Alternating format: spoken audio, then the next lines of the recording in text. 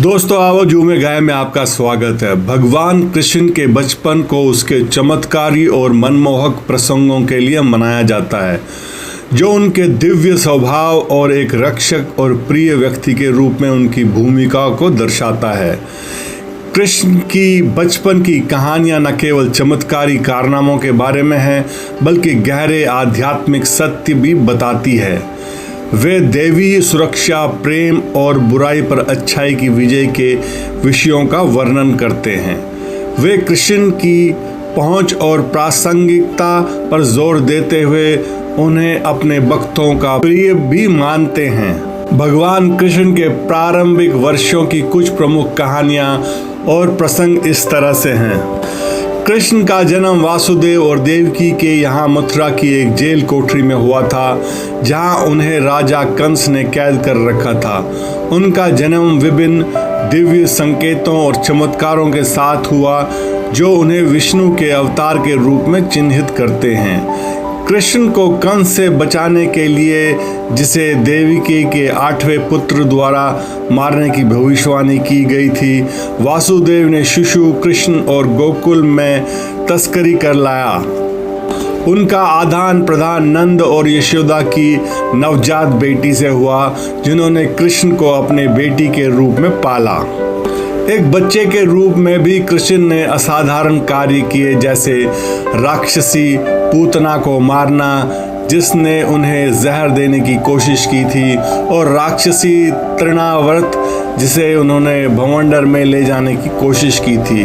इन कृत्यों ने कृष्ण की दिव्य प्रकृति और एक रक्षक के रूप में उनकी भूमिका को स्थापित किया। गोकुल के ग्रामीण को बारिश के देवता इंद्र के प्रकोप से बचाने के लिए कृष्ण ने गोवर्धन पर्वत को अपनी छोटी उंगली से उठा लिया और इसे 7 दिनों और रातों तक उठाए रखा। इस कृत्य ने उनकी शक्ति और उनके भक्तों के रक्षक के रूप में उनकी भूमिका को प्रदर्शित किया। कृष्ण का माखन प्रेम और ग्वाले परिवार के घरों में उनकी चंचल चोरियां प्रसिद्ध हैं। माखन चुराने के लिए उनकी हरकतें और उसके बाद अपनी माँ यशोदा से डांट प्रिय कहानियां हैं, जो उनके चंचल और आकर्षक स्वभाव को उजागर करती है। कृष्ण ने कालिया नाग, जिसने यमुना नदी को जहरीला बना दिया था, को उसके फनों पर नृत्य करके वश में किया और उसे जाने के लिए मजबूर किया। इस अधिनियम ने नदी की पवित्रता बहाल की और कृष्ण की शक्ति और बहादुरी को प्रदर्शित भी किया। यद्यपि ये आमतौर पर कृष्ण की युवावस्था से जुड़ा है, लेकिन वृंदावन में गोपियां के साथ उनके दिव्य नृत्य यानी रासलीला को अक्सर उसके पारलौकिक प्रेम और आनंद के लिए याद किया जाता है। यह नृत्य भगवान और उनके भक्तों के बीच दिव्य संबंध का प्रतीक भी है। कृष्ण की अपनी दोस्ती के साथ चंचल बातचीत, जिसमें उनके शरारतें और खेल भी शामिल हैं, को सराहा जाता है, क्योंकि वे उनके आसपास के लोगों के साथ उनके गहरे संबंध और सरल दोष सुखों से उनकी आनंद को दर्शाता भी है। कृष्ण की बचपन की कहानियां न केवल चमत्कारी कारनामों के बारे में है, बल्कि गहरे आध्यात्मिक सत्य भी बताती हैं। जन्माष्टमी, जिसे कृष्ण जन्माष्टमी या गोकुल अष्टमी के नाम से भी जाना जाता है, विष्णु के अवतार भगवान कृष्ण के जन्म का जश्न मनाने वाला एक प्रमुख त्योहार है। ये विशेष रूप से भारत, नेपाल और पूरे विश्व में बड़े उत्साह और भक्ति के साथ मनाया जाता है और विभिन्न परंपराओं और प्रथाओं द्वारा चिन्हित किया जाता है। ये त्योहार आमतौर पर भाद्रपद महीने में कृष्ण पक्ष के 8वें दिन पड़ता है, जो आमतौर पर अगस्त या सितंबर से मेल खाता है।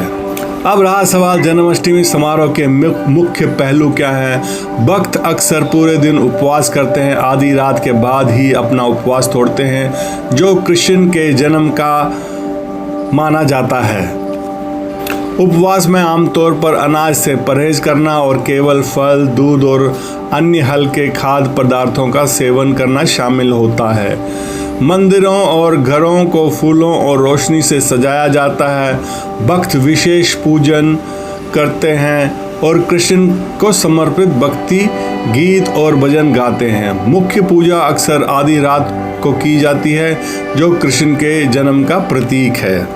कुछ क्षेत्रों में, विशेष रूप से महाराष्ट्र में, एक लोकप्रिय परंपरा यानी दही हांडी है, जहां दही, माखन और अन्य वस्तुओं से भरा एक मटकी का बर्तन ऊंचा लटकाया जाता है और लोगों के समूह बर्तन तक पहुंचने और तोड़ने के लिए मानव पिरामिड बनाते हैं। ये कृष्ण की बचपन की माखन और दही चुराने की हरकतों को दोहराता है। विभिन्न नाटकीय प्रदर्शन और नाटकों में कृष्ण के जीवन के प्रसंगों को दोहराया जाता है, जैसे उनका जन्म, उनके चमत्कार और गोपियाँ के साथ उनकी चंचल बातचीत। मंदिरों और घरों को रंगीन रोशनी, फूलों और रंगोली से सजाया जाता है। शिशु कृष्ण की छवियां या मूर्ति को नए कपड़ों और गहनों से सजाया जाता है। कुछ क्षेत्रों में कृष्ण के जीवन के दृश्यों को दर्शाती सजी धजी झांकियों के साथ जुलूस निकाला जाता है, जिसमें अक्सर संगीत और नृत्य भी शामिल होता है। कृष्ण की स्तुति करते हुए भक्ति गीत और कीर्तन पूरे दिन और रात में किया जाते हैं। ये आयोजन एक उत्सव और भक्तिपूर्ण माहौल बनाते हैं। कुछ समुदाय धर्मार्थ कार्यक्रम आयोजित करते हैं और त्योहार की खुशी साझा करने के तरीके के रूप में कम भाग्यशाली लोगों को भोजन और मिठाई विस्तृत करते हैं। इस अवसर के लिए विशेष व्यंजन और मिठाइयाँ तैयार की जाती हैं और अक्सर परिवार और दोस्तों के साथ साझा की जाती है। त्योहार का चरमोत्कर्ष मध्यरात्रि उत्सव है, जिसे कृष्ण के जन्म का सही समय माना जाता है। भक्त गाने, नृत्य करने और प्रार्थना के लिए इकट्ठा होते हैं। उत्सव के हिस्से के रूप में शिशु कृष्ण की मूर्ति या छवि को पालने में रखा जाता है और झुलाया जाता है। यह जन्माष्टमी समारोह के लिए सबसे पवित्र स्थान है, यानी कि मथुरा और वृंदावन, क्योंकि यहाँ कृष्ण के जीवन से निकटता से जुड़े हुए कुछ पल हैं। यहाँ उत्सव भव्य होते हैं और पूरे भारतीयों से तीर्थ यात्रा का आकर्षण करते हैं। उत्तर भारत में जन्माष्टमी विभिन्न स्थानीय रीति रिवाजों और परंपराओं के साथ मनाई जाती है और दक्षिण भारत में उत्तर की तुलना में ध्यान मंदिर की गतिविधियों पर, सार्वजनिक उत्सवों पर कम हो सकता है। कुल मिलाकर जन्माष्टमी एक जीवंत और आनंदमय त्यौहार है, जो न केवल भगवान कृष्ण के जन्म का जश्न मनाता है, बल्कि उनकी दिव्य शिक्षाओं और प्रेम, करुणा और धार्मिकता के मूल्यों की याद भी दिलाता है। तो दोस्तों, इसी बीच समापन और आपको जन्माष्टमी की शुभकामनाएं। धन्यवाद।